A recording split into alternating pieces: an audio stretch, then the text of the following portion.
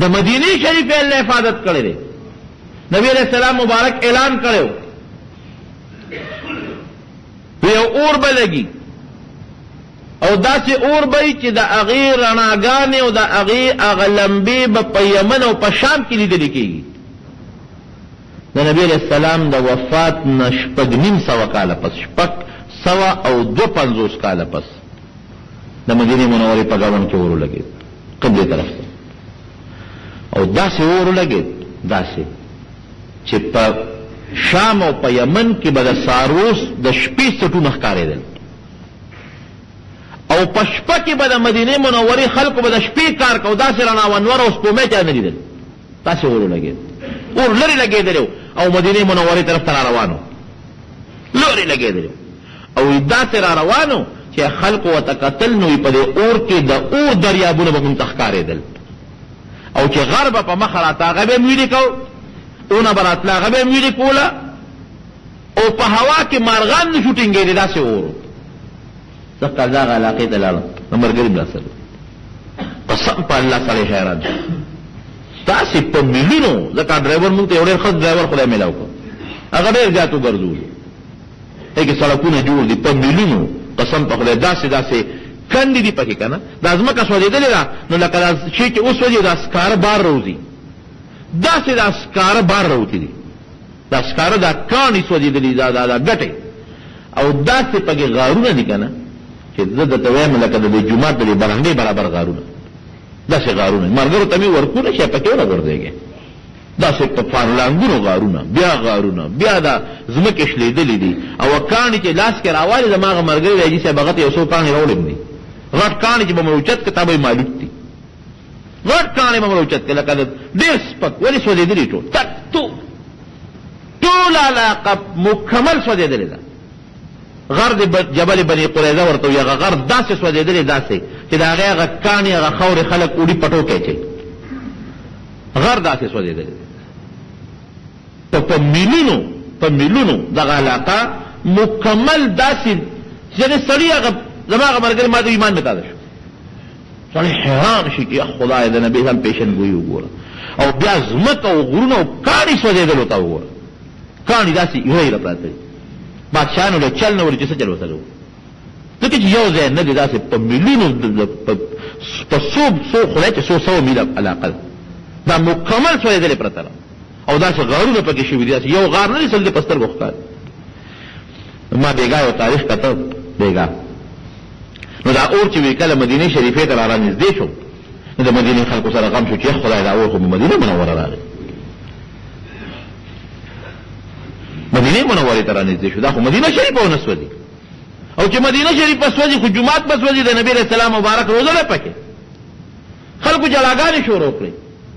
وی صاحب د مدینه منوره کې داسې یخ بادونه شروع شو داسې یخ بادونه یعنی زما په اندازه باندې به یا 3 میله یا 4 میله ته به دا اور ورسېدلي د مدینې منورې دومره نږدې قبا نه لږ غوندې مخکې علاقه ده کعب ابن اشرف یهودي قلعه ده ورسره خوا کې هغې ته دا اور رارسېدلی دی چې دا خلک وله تماشې له ورلل نو چې دومره اوري چې په میلیونو بلیږي په میلیونو او چې دومره اوري چې په زرګونو میله لرې د هغې رڼاګانې ښکاري او چې دومره اوري چې کاڼي ایره کوي هغې ته څوک نږدې ودرېدی شي په میل کې مده څوک نږدې نه شي ودرېدی او یقینو که بېګا مې تاریخ کته چې د مدینې خلک به ورسره داسې په خوا کې په ګاونډ کې ولاړ و تودې خوا بلکل نه راځي تر دې حده پورې ناشنا حیران شوم چې یو سړي غشې راواغېسته او اور ته یې ونیوه دغې اور ته د تنور اور ته څوک نشي نږدې کېدی نو چې غشې ور واچو ور ویې غورځو نو د غشي هغه اوسپنه چې غشي کې کومه اوسپنې هغه ویلې شوه او لرګي یې ونه سوځې ځکه لرګي یې د مدینې منورې د بوټي لرګي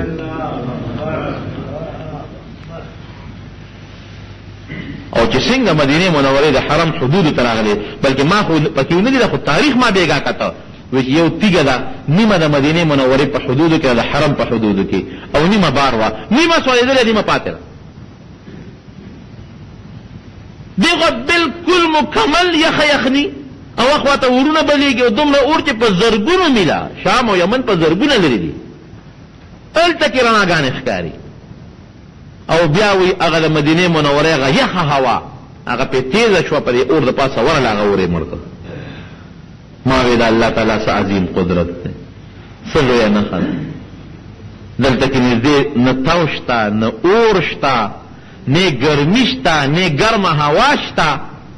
علاقه کې یخې هواګانې دي، هغې طرف ته په میلونو غرونه سوځي، کاڼې ویلې کېږي،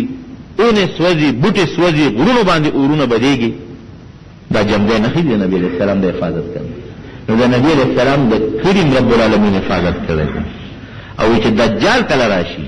نو دجال به مدینه منورې ته نشي داخلې دی. مدینه منوره کې به یو څو زلزلې راشي، نو چې کوم منافقین وي پکې بدعملي ابه دجال له وځي او نیکان به پکې پاتې شي. فرشتې به د مدینې منورې نه ګیر چاپېره تو وي، دجال به نه پرېږدي. او نبی علیه السلام فرمایي ایمان به مدینه منورې ته داسې راغون شي لکه مار چې خپلې سوړې ته ننوځي. او په ټولو کلو کې اخري کلی چې د قیامت نه مخکې روانېږي به مدینه منورې ټول کلي به روان شي، دا به پاتې، دا به اخره کې خرابېږي. نو د مدینې منورې حفاظت د نبی علیه السلام د مخه، د هغه د ملګرو حفاظت د نبی علیه السلام د مخه الله کړی دی. نو د نبی علیه السلام حفاظت به ولې نه کوي؟ کفار په ډېر هم لګي، کارټونونه هم جوړوي او هر څه لګي، هر څه جوړوي. قسم په الله که د نبی علیه السلام په شان کې دومره کمې راوستې شي. او زه خو به یو خبره کوم، هغې تاسو هم تپوس کوم، رښتیا جواب الله کې. دا کارټون خو د کافرانو ظالمانو جوړ کړ، په دې خیال کې د پیغمبر علیه السلام هڅه کو بېعزتي وکړي، لیکن د مسلمان په زړه کې د نبي علیه السلام محبت نور دې سره زیات نه شو، نور نه کمې نه کړ. هغې خو هسې عزت نه کوي، خو د مسلمان په زړه کې عزت نورم زیات شو، مسلمان نورم بلوه شو، نورم روچت شو. الله تعالی د مسلمان ایمان وکړه، ویښه چې ګوره دا مسلمان ځان وجني، څونه پکې شهیدان شو. دا په نبی اسلام ننګ او غیرت کوي. خو زه یو افسوس کوم چې زموږ حکمرانان بې غیرته دي، څنګه نه دي؟ دا ښکاره خبره. زه راته چې شمدید خبره کوم، وخت بیا رانه اوږد شو، تېر ځل هم ناوخته و.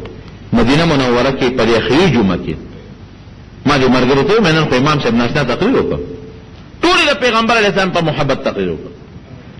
اخري جمعه ناشنا تقریر وکړ او دوه په جوش کې حذیفی صاحب تقریر وکړ چې په دغه خلکو باندې زبردست سخت ردونه وکړل. وی هغې زمون پیغمبر ته دیموکراتیسي پیغمبر وی او زمون دین ته دا دین وی، او سخت تنقید یې وکړ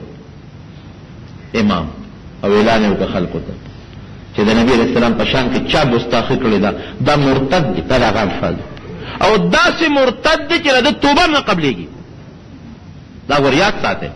که یو سړی کافر شي مرتد شي بیا مسلمانېږي، خو د محققینو علماو رایه دا ده چې د پیغمبر په شان کې څوک ګستاخي وکړي دا زندیق دی، د توبه نه قبلېږي. دا اعلان هغه وکړ. صاحب د سعودي حکومت اعلان وکړ چې د ډنمارک څومره مصنوعات دي دا به دکان کې نه خرڅېږي، سفیر دی واپس شي، سفارتي تعلقات قطع. او تاسو یقین وکړئ چې بیا به دا دغه والا ګرځېدل، دا بلدیې والا، دا څه ورته وایي، دا زمونږ په وطن کې دا کمیټۍ والا، او هغې باقاعده په دکانونو ګرځېدل چې د دغې ملک کم ډبې کم شی په کم دکان کې پیدا شو دکان به سیلي. او ما ته یو اجي صاحب هلته ووایي چې په بندرګاه کې 3 جزونه د هغه ملک د سامان ډک ولاړ، هغې ورته واپس کړل. نو هم داسې پکار ده، ټوکې نه یې پکار. اردن یو رپورټ ملک دی، هغه دا غیرت کولی شي، ایران یې کولی شي، سعودي کولی شي، وایي پاکستان کولی شي، اټومي طاقت یې دی ولې نشي کولی. نن ټولو مسلمانانو 450 ملکه نن د مسلمان دي په مخ ته ځمکه، 450 ملکه د مسلمان نن دومره طاقت دی چې دومره نه عیسایان شته، نه یهودیان شته، نه هندوان شته. طاقت د مسلمان نن زیات دی. مسلمان سره سره زر شته، تیل ورسره شته، بحري چې څومره غټې غټې لارې ټول د مسلمان په قبضه کې دي، چې مسلمان نن خپلې بحري لارې بندوي، قسم په خدای که یو کافر هم دې په لاره راشي، دا هغه سره دي. هر څه مسلمان سره، تیل غوندې چې مسلمان سره دی. تاسو دومره هم نشئ کولی چې کوم ملکونو د نبي علیه السلام هڅه وکړو، کم از کم دا اعلان وکړئ چې سفارتي تعلقاتو سره ختم کړئ، خپل سفیران ته راوغواړئ، خپل ورته واپس کړئ، او کم از کم د دې د مصنوعاتو بایکاټ وکړئ چې د دې شی به موږ نه اخلو. علم زور خو وایي که نه؟ نه، بیا زموږ د حکمرانو دوستان دي. ولې امریکا نه یېرېږي، زموږ دا یېرېږي. مسلمان کې غیرت شته خو حکمران بے غیرت اره